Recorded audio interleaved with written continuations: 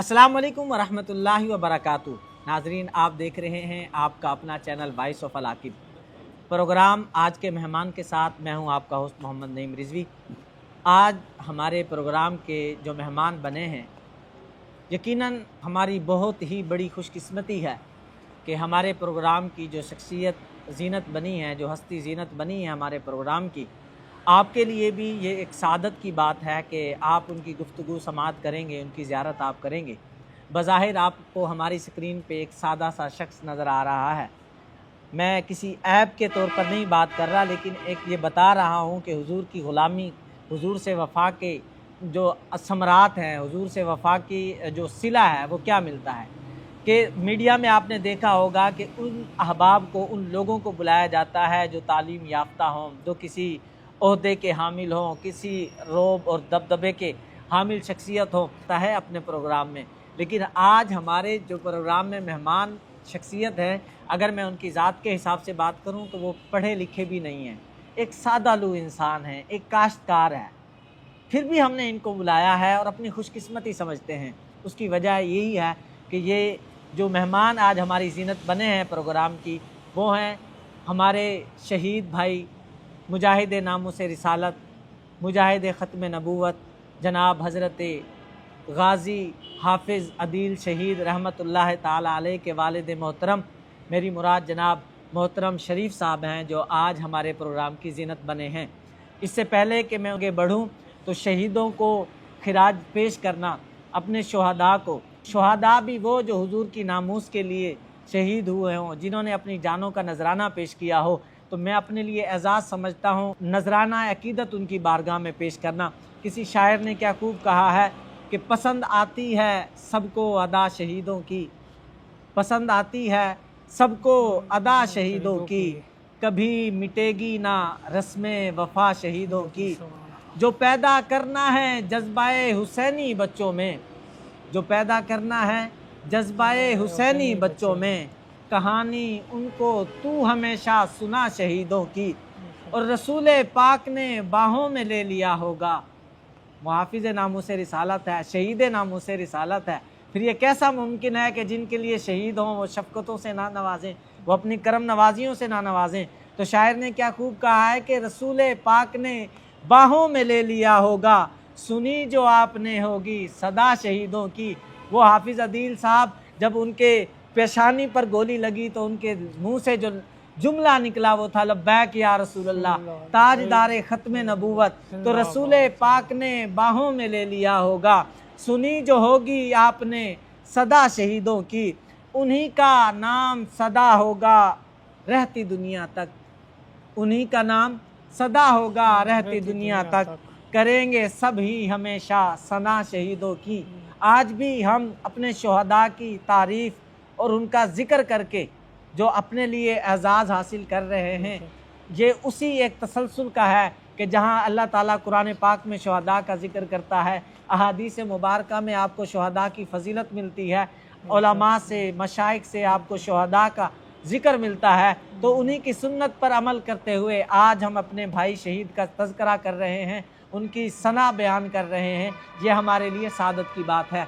बढ़ते हैं हम अपने शहीद के वालिद मोहतरम की जानिब, जनाब मोहतरम शरीफ साहब। अस्सलाम वालेकुम वरहमतुल्लाहि वबरकातुहू। वालेकुम सलाम। आपको अपने प्रोग्राम में खुशामदीद कहते हैं और तहे दिल से आपका शुक्रगुजार हैं कि आपने हमारे लिए वक्त इनायत किया और हमें ये एजाज़ बख्शा कि हम आपसे अपने शहीद भाई, शहीद नामूस रिसालत के बारे में जानें।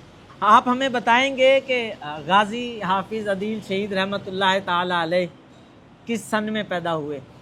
सन 2000 में। इब्तदाई तालीम उन्होंने कहाँ हासिल की? उधर गांव में स्कूल था, उसके अंदर उसने 5 जमातें पढ़ी हैं, दोनों भाइयों ने। कौन सा गांव, कौन सा ज़िला? ज़िला अटक, तहसील पिंडीगेब, गांव हुसैनाबाद। अटक वालों ने तो जनाब सारी जितनी भी सादतें थी सब घेर ली हैं। बेशक बेशक, अल्लाह ताला हमें भी अटक शरीफ वालों के सदके हमें भी नवाजे, इन गुलामी से, इन शहादतों से, इन सादतों से। बेशक। तो गाजी साहब इब्तदाई तालीम उन्होंने वहाँ पर पढ़ी अपने गांव पिंडीगेब में? गांव पे पढ़ी। पिंडीगेब शहर थोड़ा दूर है, गांव पे क्या पढ़ी। नाम है गांव का? हुसैनाबाद। हुसैनाबाद। हुसैनाबाद के अंदर उन्होंने 5 जमातें पढ़ी हैं। 5 जमातें से बाद दोनों भाई पढ़ रहे थे, दोनों के 5-5 हुई है। तो मैंने पूछा है कि कब के क्या मिशन है, क्या प्रोग्राम है। तो अदील बोलता है कि मैं तो मदरसे में जाऊंगा। छोटा भाई कहता है मैं शहर में जाऊंगा, स्कूल पढ़ूंगा। हाफिज़ साहब को अपना हिफ़्ज़ का दाखिला ला दिया है पिंडी खेप शहर में। तो जब हिफ़्ज़ करके मुकम्मल करके आया तो हाफिज़ साहब से पूछा, हाफिज़ साहब के उस्ताद हैं, उनका भी नाम मोहम्मद शरीफ है। क्या बात। उन्होंने भी पूछा है, मैंने भी पूछा है कि हाँ हाफिज़ साहब क्या मिशन है आगे पढ़ाई का। तो बाकी दोस्त सब जा रहे थे चकवाल फेरे वाली शाख जो है उसमें। अच्छा। तो हाफिज़ साहब ने उस्ताद शरीफ साहब को बताया कि मैं जाऊंगा इनायतुल्लाह शाह साहब के मदरसे में। तो उस्ताद ने थापड़ा लगा के कहा कि उधर ही तुमको भेज देंगे। उधर दाखिला ला दिया है, उसने किताबें शुरू कर दी थी। वो होता ना अमल ऐसा हो गया कि बाबा जी ने ऐलान कर दिया धरने का। साल अभी उसका होया था दाखिले के बाद, धरने का बाबा जी ने ऐलान किया है। तो धरने के अंदर चला गया, हाफिज़ साहब भी शामिल हो गया है। तो मुझे कॉल करके बताया उसने कि मैं धरने के अंदर आ गया हूँ। तो हमने उसको बोला है कि सही है, सब तलब इल्म चले गए हैं, उस्ताद जी चले गए हैं, सब लोग चले गए हैं, कोई मसला नहीं, आप भी जा सकते हैं। वापसी में उसके तो कपड़े थोड़े जब ख़राब हो गए हैं तो घर आया है पिंड में, कपड़े बदली किए, कपड़े बदली करके कहता है कि वालदा को कि ये कपड़े मुझे धुलाई करके दो, मैं फिर जाऊंगा। फिर चला गया दोबारा, 1-2 दिन रहे, फिर वापस आ गया। फिर वापस आके कहता है जी कपड़े धुलाई करके दो, वो मैं सबको मिलने के लिए आया हूँ। सुबह 10 बजे कहता है कि अभी मैं वापस नहीं आऊँगा। यानी जाने से कबल फैज़ाबाद। तो घर अपनी दादी माँ को बता रहा था, घर वाले सबको, कि मैं वापस नहीं आऊँगा। उन्होंने कहा कि ये क्या बोल रहे हो तुम। उसने कहा जी ये मैं जो कुछ बता रहा हूँ सही बता रहा हूँ, और 5 भाई हैं आपके लिए, तो मुझे अल्लाह ने पसंद कर लिया है, मैं वापस नहीं आऊँगा। लोग कहते हैं कि तुमने ये बातें उसने बताई हैं तो क्यों जाने दिया है। फिर तो रोकना था भाई, क्यों रोकना था, उसको खुद को पता चल गया था, क्यों रोकना था। क्या बात। जब कुर्बानी से सब कुछ मिल रहा है, हज़रत इमाम हसन हज़रत इमाम हुसैन ने कितनी बढ़िया कुर्बानियाँ दी हैं, अल्लाह, तो उनसे हम बड़े, हम तो कुछ भी नहीं है। क्या बात। बाबा जी खुद मैदान में बैठे हैं दोनों बेटे को लेके। अगर कोई सियासी लीडर होता तो वो कंटेनर के अंदर बैठता है, हमारे बाबा जी मैदान के अंदर सड़कों के ऊपर बैठते थे। अब मेरे मोहतरम साद हुसैन रज़वी साहब भी रोड के ऊपर बैठते हैं। इसलिए मैं खुद भी बार बार जब भी कॉल देते हैं अमीर मोहतरम तो वहाँ ही पहुँच जाता हूँ। अच्छा, हम आगे बढ़ेंगे, आप बताएंगे कि गाजी साहब का बचपन कैसा गुजरा, कोई मुनफरिद चीज़ आपने पाई। आपने देखा होगा आपके यानी 6 बेटे हैं जी, तो हमारे जो शहीद भाई हैं उनमें और गाजी साहब में कोई फ़र्क आपने देखा? जी मैंने फ़र्क देखा है कि वो गुस्से में बहुत आते थे। जब मिलाद शरीफ का लंगर का या कोई ऐसा तमाम होता था 11वीं शरीफ का, तो जो उलमाए इकराम बैठते थे स्टेज के ऊपर या ऐसे बैठते थे, तो उसको थोड़ा गुस्सा आ जाता था।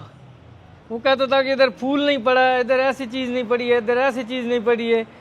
तो ये सब चीज़ें होनी चाहिए, यानी उलमा का एहतराम, उनकी इज्जत जी उनकी होनी चाहिए। फिर थोड़ा उसका बन गया कि मुझे गोरेडी शरीफ वाले जो सबजादा है ना जी गदी नशीन, उनका मुरीद करवाया जाए। तो एक तस्वीर उसने बाबूजी की इस तरफ से लगाई है, पीर मेर अली शाह साहब की, इधर पीर नसीरुद्दीन साहब की, सेंटर में आपने लगवाई है। क्या बात। फ्रेम बनवाया जो बाबा जी ने भी देखा है, बाबा जी को मैंने खुद गाँव दिखाया है। अच्छा, माशाल्लाह। तो वो मुरीद हो गया, वो बहुत जज्बाती था। जब भी उर्स के मौके पे छुट्टी नहीं मिलती थी फिर भी वो छुट्टी ले के चला जाता था। तो उनकी कोई शरारत का वाक़या आपको याद हो? शरारत को और वाक़या तो नहीं है, यही वाक़या है कि जो भी इमामत के दौरान या मस्जिद के दौरान उर्स शरीफ मिलाद शरीफ की 11वीं शरीफ का उर्स होता था, तो जो लोग कहते थे थोड़ी जी नरमी अख्तियार करते थे, वो सख्ती करता था कि ये ऐसे नहीं होने चाहिए, ऐसे होने चाहिए। और हमारे गाँव के लोगों के अंदर है कि मस्जिद के साउंड ना होना चाहिए, नहीं होना चाहिए, ये खर्चे भी हैं, नहीं बर्दाश्त होते, और थोड़े मामलात भी हैं। तो वो कहता था कि साउंड होना चाहिए, अच्छा, साउंड ज़रूरी है। हाँ, मिलाद में जाना तो गज बज के जाना साउंड। फिर हमने हाफिज साहब की शहादत के बाद साउंड हाफिज साहब ने पैसे से खुद खरीद रखा है। अच्छा, माशाल्लाह, कि ये उसकी ख्वाहिश थी। क्या बात। जब भी महफिल होती है जिसकी घर भी, तो हम कहते हैं ये ले जाओ। तो तहरीक में हाफिज साहब किस तरह शामिल हुए?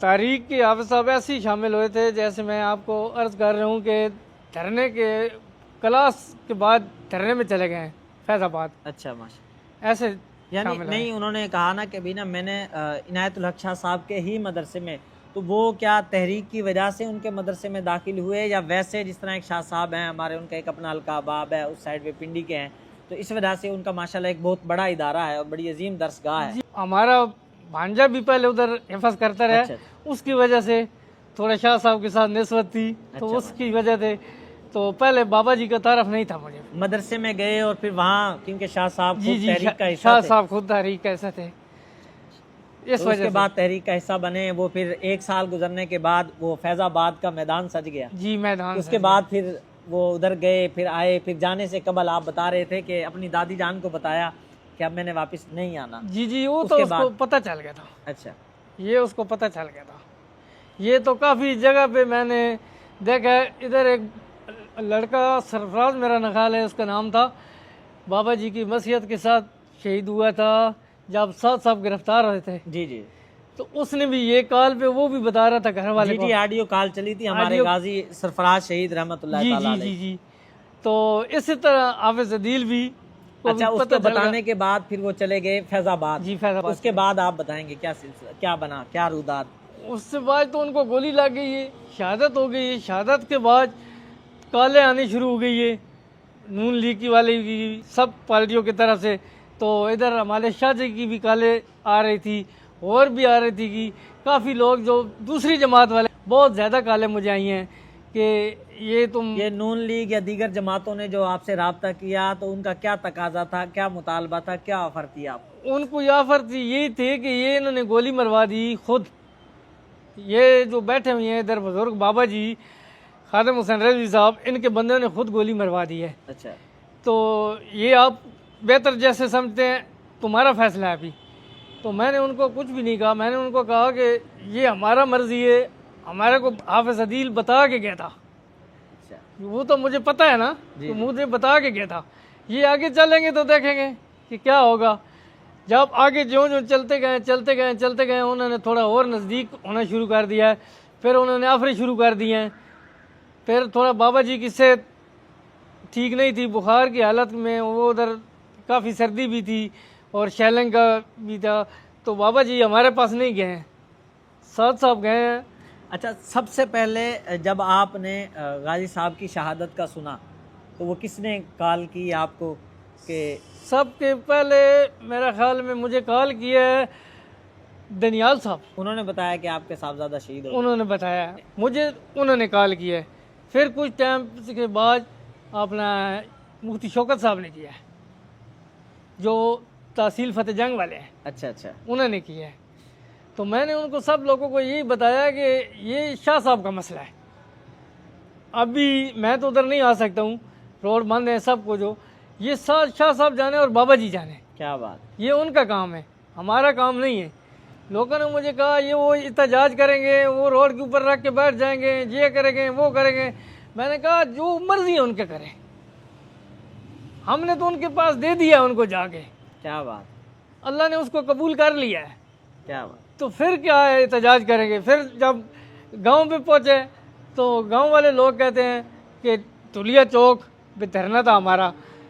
वो लोग आए हैं कि उलमाए इकराम के उधर टुलिया में धरने के ऊपर जनाजा पढ़ाते हैं हम। तो लोगों ने काफ़ी मुझे कहा कि ये क्या कर रहे हैं आप, अभी ये टुलिया चौक मिल जाएगी बैठ जाएंगे। मैंने कहा जिधर मर्जी है बैठ जाएं, ये तो मेरी मर्जी है ना, मैं खुद इजाज़त दे रहा हूँ टुलिया चौक जाने के लिए। तो उन्होंने कहा जी असी जनाजा पढ़ा के डुलिया चौक थे जल्दी वापस करा दे सा।